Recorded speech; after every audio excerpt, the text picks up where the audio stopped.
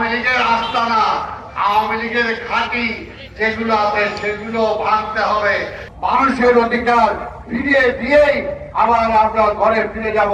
এই দেশের শত্রুরাও বলতে পারে না জিয়া রহমান দুর্নীতিবাদ ছিলেন। তাই আমাদেরকেও দুর্নীতি মুক্ত থাকতে হবে। জন্মদিন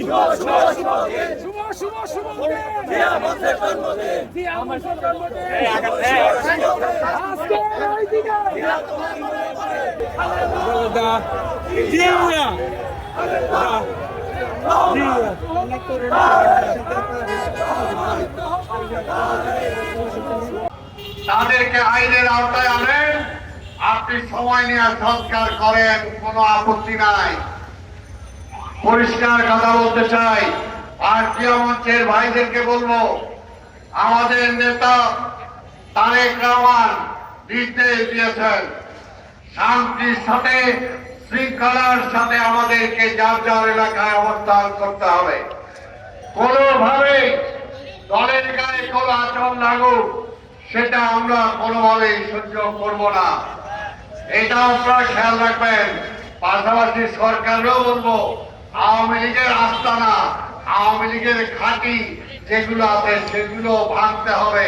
বিএনপি ভাঙতে চায় না, আপনারা ভাঙেন, আপনারা ভাঙেন। তাদেরকে বহাল তবিয়তে বসায় রাখবেন।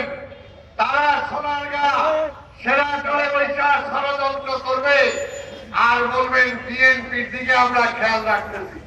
খেয়াল আওয়ামী লীগের দিকে রাখেন, ষড়যন্ত্রকারের দিকে রাখেন। বিএনপি ষড়যন্ত্র করে না। বিএনপি গণতন্ত্রের জন্য আছে, স্বাধীনতার জন্য আছে।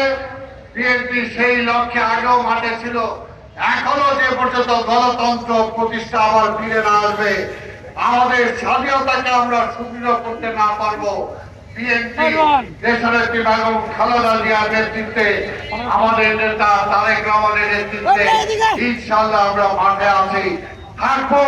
গণতন্ত্রের অধিকার, মানুষের অধিকার ফিরিয়ে দিয়েই আবার আমরা ঘরে ফিরে যাব। জিয়া মঞ্চের কাজ শুধু মিছিল মিটিং করা না। জিয়া মঞ্চের কাজ জিয়া রহমানের যে আদর্শ, জিয়া রহমান কি চেয়েছেন, জিয়া রহমান কি করতে চেয়েছেন সেগুলো জনগণের মাঝে তুলে ধরা।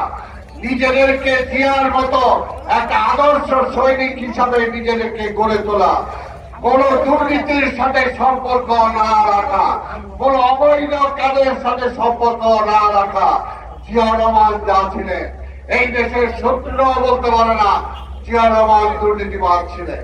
তাই আমাদেরকেও দুর্নীতি মুক্ত থাকতে হবে, আমাদেরকেও স্বচ্ছ থাকতে হবে, আমাদেরকে সেই জিয়ার রাজনীতি, জিয়ার পথ অনুসরণ করতে হবে।